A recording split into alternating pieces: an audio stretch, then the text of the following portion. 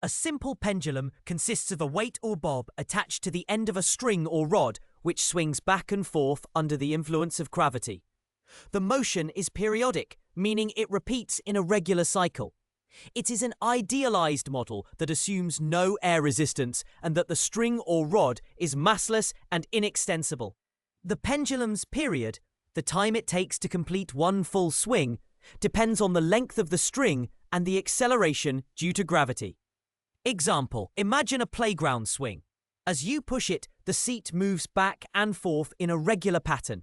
This movement is similar to a simple pendulum.